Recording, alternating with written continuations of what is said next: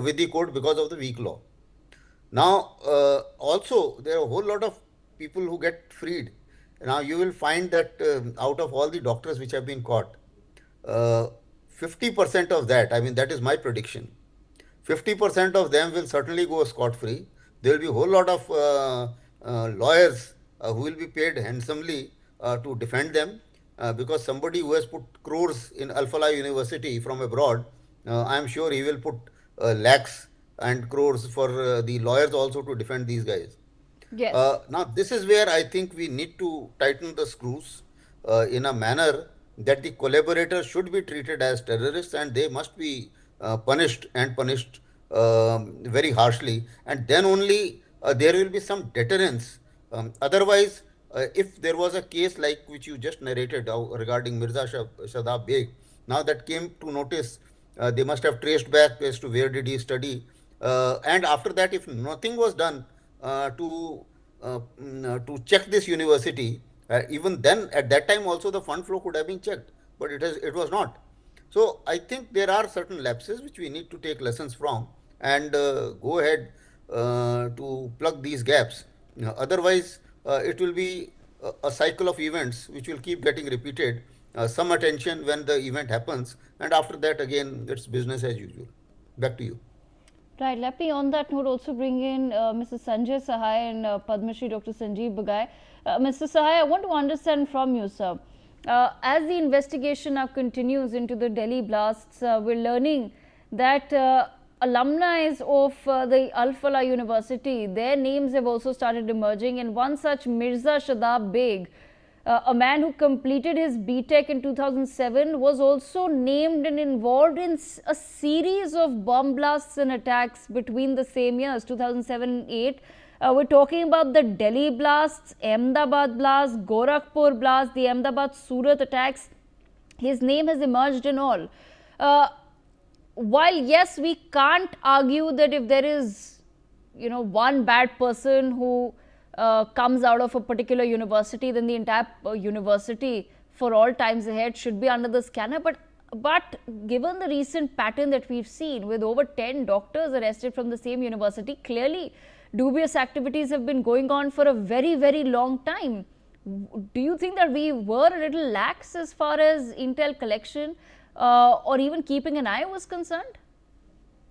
We cannot also argue it out that there is only one black sheep in a university and we cannot track that university because our general presumption is that there is a black sheep. Leave aside any number of black sheep in Al-Falah University which came up with a declaration few days after the blast that they have nothing to do with an individual doctor have participated in whatever they have done.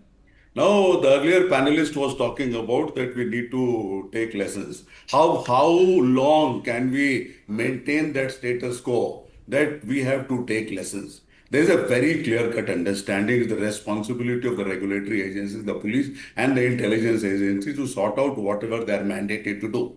And every single incident cannot be put under the carpet saying that we are learning lessons and collaborators have to be put inside. Then who are the collaborators and who are responsible? I would like to know.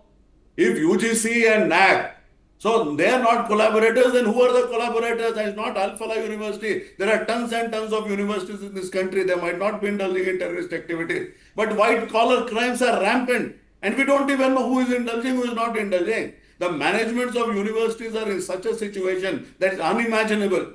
There was a fake embassy which was running somewhere close to Delhi. So this is the state of affairs. Now, if we get into the NAC accreditation, I presume NAC accreditation was never there. If the NAC accreditation is not there and he is putting on the board all around the place, don't even the UGC and the NAC authorities even see what is being posted there? Can't they get into 700 universities, run a AI crawler and find out what is written on those websites? So literally it is a regulatory crisis of a nature which is unimaginable, and the universities are safe havens. There is absolutely no doubt about it. And the legal mandate is that you cannot enter the university until the vice chancellor or university management allows you to go inside.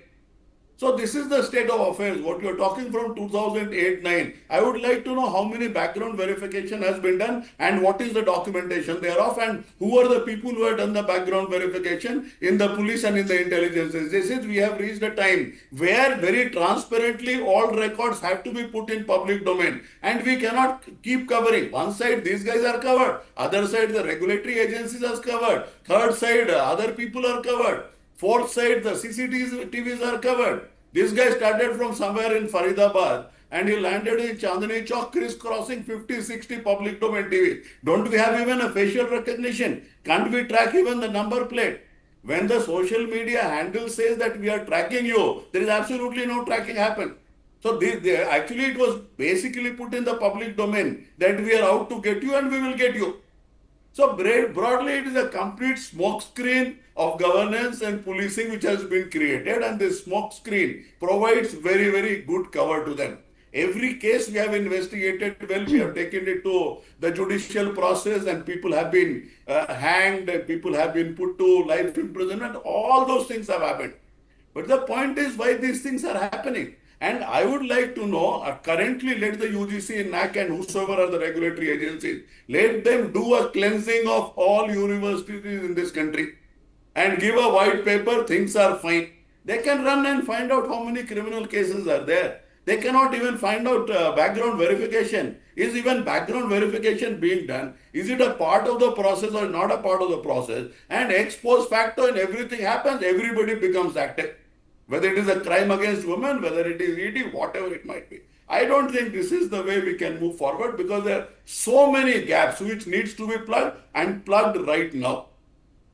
Okay, on that note, I want to bring in some more information before we bring in the rest of our panelists. Viewers, we've learned that Faridabad's Al-Falah Medical College, which has been linked to the November 10 blast near Red Fort in Delhi, has filled out all of its 150 MBBS seats for the academic year of 2025 to 26. According to reports, Al-Falah School of Medical Sciences and Research Center under the Al-Falah University has received National Medical Commission approval to admit its first batch of MBBS students in 2019. The college offers 150 MBBS seats. The first year fee is rupees 16 lakh, 37,500 for Indian nationals and $32,900 for NRI students. Haryana's Department of Medical Education and Research conducts NEET UG-based counselling for MBBS admissions to all medical colleges in the state, including Al-Falah. The verification of student documents after getting their names in the provisional allotment list based on their choice of colleges takes place at Pandit Bhagwat Dayal Sharma University of Health Sciences in Rohtak, a state-run government medical college. After 3 regular counselling rounds held between the 8th of August and 22nd of October, the remaining 15 vacant seats of the college will also be filled out, and we are expecting another stray round to take place on the 13th of November as per the provisional allotment list released on the 17th of November. The newly admitted students have, in fact, as we're speaking, I'm being told, joined today. Bizarre developments are taking place as we speak, it seems. Dr. Sanjeev Bagai with us, also Mr. Feroz Bakht Ahmed. Dr. Bagai, what do you make of this? This university clearly has several dubious activities taking place on its campus. This is, as the security agencies have learned, this is not something that is of the recent past. It's not as though in the past 1 year, suddenly a bunch of doctors came to Al-Falah, they all decided to become terrorists and they conducted a partially successful bomb blast in the national capital. Obviously, there is a history, there is a precedent. We've discussed one such case of a man who graduated from this university in 2007.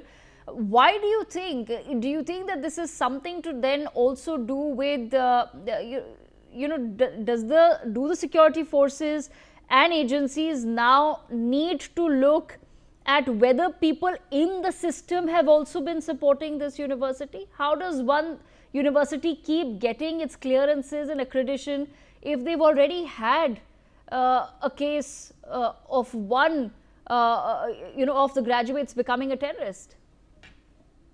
I think this particular university, which has actually become a nursery of terror, and death has now become an epitome of everything which has to never to go wrong but is going wrong there. We, for a very long time, have heard and we talk in whispers and corridors, but let's face facts as ruthlessly as we should. There are 53,000 colleges and universities in India. There are 820 medical colleges in India. 55% are private, 45% are government. We know that there is, I'm just focusing first on the medical part, the medical universities and colleges. We know there is an All India NEET exam and we know how the results are also declared. We know that there are management quota seats. We know that capitation exists. Let me state it in bold and capital again. Everyone knows capitation exists. How is this capitation money paid? It's paid in cash. There are conduits and there are people who collect this money, how it goes, where it goes, out of India. Everyone knows it. It's a convenient thing to turn blind when this kind of thing is happening. An MBBS seat through a management quota goes anywhere between 1 and 1.25 crores, apart from paying your regular tuition and hostel and meals and boarding and lodging fees. A postgraduate seat goes anywhere between 3 and 5 crores. My simple question is, if it is 150 seats, please multiply it by the number of crores. Where is this cash going? This kind indiscipline will beget absolute horror stories. But if you have this kind of money, which is in cash and is being rotated, it is nothing short of a death wish. It is bound to be used for wrong activities, and this is just one classical example. Where we have lacked at the local level is that there has been no security checks at all. In a medical college, to find assault rifles, AK-47s, war weapons in a locker, then anything can happen. Then tomorrow monkeys will be flying F-16s. If you have ammunition, you have explosives in cars which are parked in university, in hostel rooms, what worse can we get to?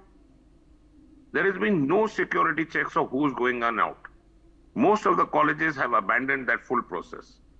The real issue is through digital tracking and more importantly through human intelligence. Every college and university has to have 2 posts which is directly regulated by the most senior person in law enforcement. One is the Chief Vigilance Officer and the second is Human Information Officer. You can track human behavior. You can track who's going where. You have digital technology to track the movements of payments.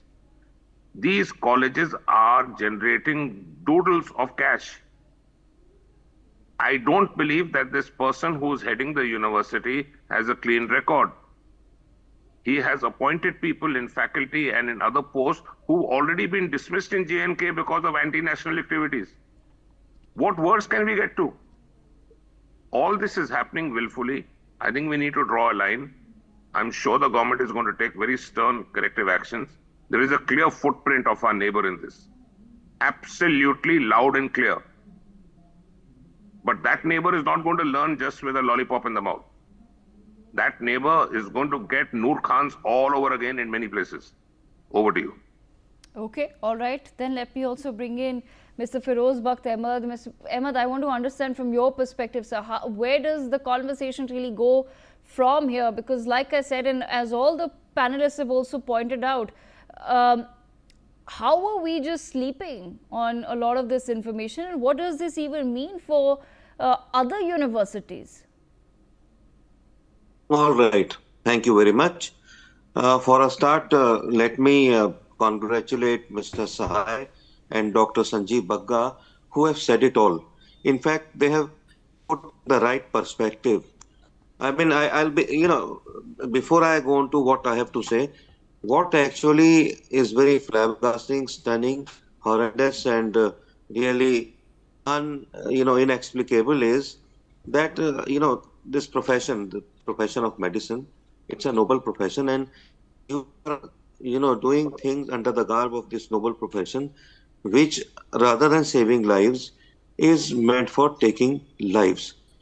I mean, I can't understand how and why this should happen. And most of these people, in fact, all of these people are Muslims. And in our religion, it is said, Hubbul Watani Nisful Iman. It simply means that half of the faith of a Muslim anywhere in the world is, being faithful, being loving, and being kind to his or her homeland. Right? So I do not know why these people have not learned these things. And in fact, Prophet Muhammad, peace be upon him, I am sending this message for all those Muslims, if I am, clear and loud, that Prophet Muhammad, peace be upon him, he said, all those people who indulge in these things, whether these are suicide bombers or any other kind of people who create disturbance, these are not from amongst us. But the tragedy is that, a phrase has been coined in the Western media. It says, all the Muslims are not terrorists, but all the terrorists are Muslims. It's a very damaging phrase, right, about Muslims. But since it is happening, people see it at Sharm el Sheikh, people see it at Indian Parliament, they saw it at, India Gate and so many other places nationally and internationally.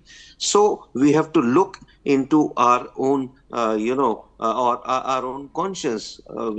Islam is known as a religion of peace, religion of kindness, all these things. But what about these people? What were they going to do?